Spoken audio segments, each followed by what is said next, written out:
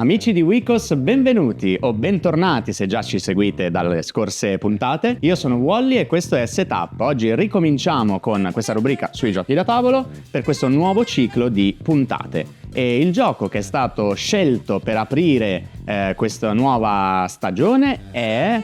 Quest'anno abbiamo anche il valletto. Oh, grazie John Mira. Vieni che ti faccio una carezzina, vieni. Caro, aspetta, guarda, un premio per te. Tieni caro, vai pure a fare merenda. Così che si trattano i sottoposti.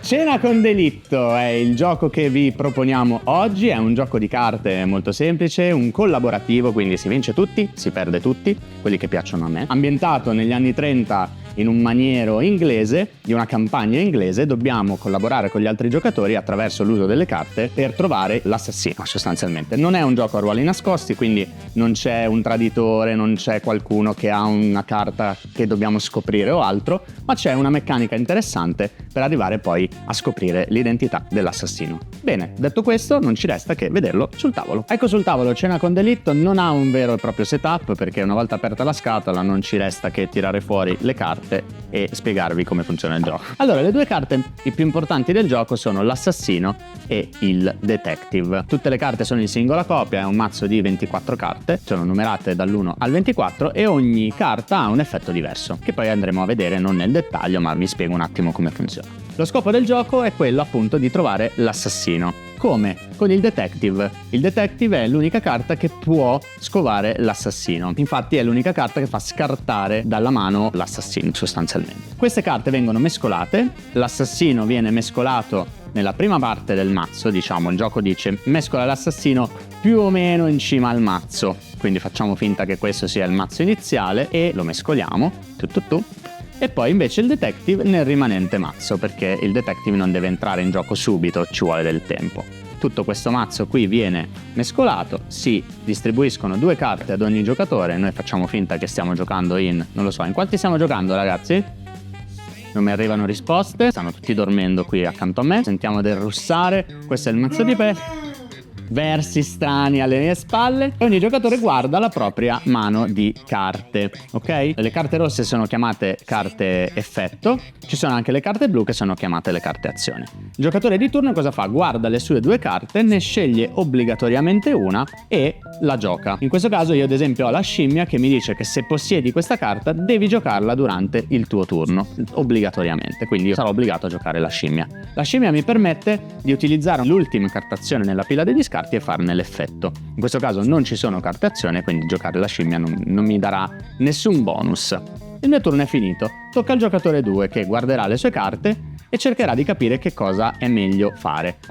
In questo anno abbiamo il testimone. Il testimone dice: se possiedi sia questa carta che l'assassino, rivelale entrambe contemporaneamente e tutti avranno perso. Perché? Perché il testimone sa chi è l'assassino e quindi l'assassino non l'abbiamo trovato, ma è stato scovato dal testimone. In questo caso non c'è, quindi nessuna paranoia. Anche lui dovrà giocare una carta, facciamo finta che giochi il testimone, così che lo togliamo dall'equazione per evitare che finisca in mano al giocatore che ha la carta dell'assassino.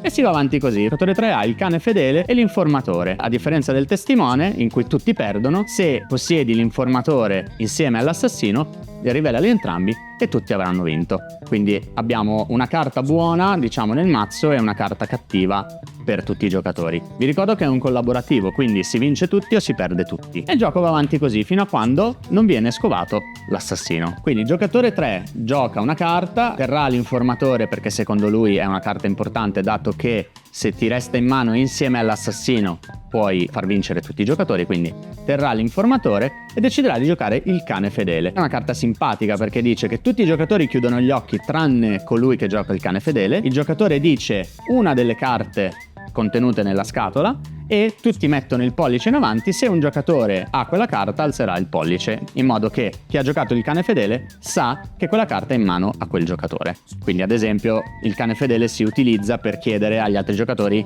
chi ha l'assassino. Qui abbiamo la mondana e l'ereditiera. Le carte blu, come vi dicevo prima, sono carte azione, quindi vengono utilizzate e il loro effetto viene utilizzato nel momento in cui si giocano.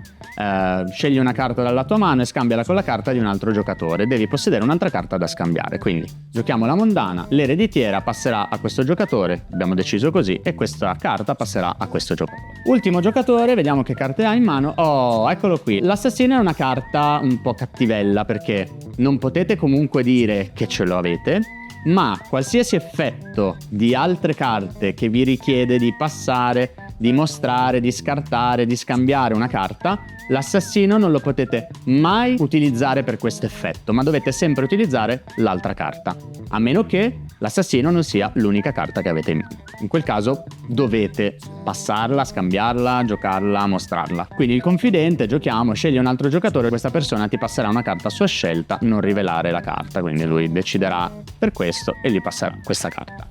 Il gioco va avanti così. All'inizio di ogni turno si pesca fino ad arrivare a 2 carte, quindi quando io ne avevo una ne pesco una, se ne ho 0 come in caso di questo giocatore ne pescherà 2 all'inizio del suo turno. Prosegue così fino a quando l'assassino non viene smascherato, come con il detective. Il detective dirà al giocatore che ritiene abbia l'assassino e gli farà scartare la carta. Se ha una carta sola e quella carta è l'assassino, la può scartare. Come vi dicevo prima, se hai 2 carte non lo puoi scartare, quindi utilizzare il detective su un giocatore che ha 2 carte non ha senso, perché l'assassino non potrà essere scartato. Bisogna anche cercare di far rimanere quel giocatore con una singola carta. Questo è l'unico modo per vincere? No, lo abbiamo detto prima, se c'è anche l'informatore nella stessa mano dell'assassino vincono tutti, ma si perde se questo mazzo si esaurisce e l'assassino non è stato trovato, o se nella stessa mano del giocatore con l'assassino ci finisce anche il testimone. E questo era Cena con Delitto, un gioco di carte cooperativo da 3 a 8 giocatori per gruppi numerosi. Semplice da spiegare e semplice anche da giocare. Una partita tira l'altra perché sono molto brevi. Se non doveste riuscire a vincere vi verrà la voglia di riprovare, proprio per capire bene il meccanismo del gioco, che alla prima partita può spiazzare un attimino perché gli effetti sono tanti e le carte sono tante,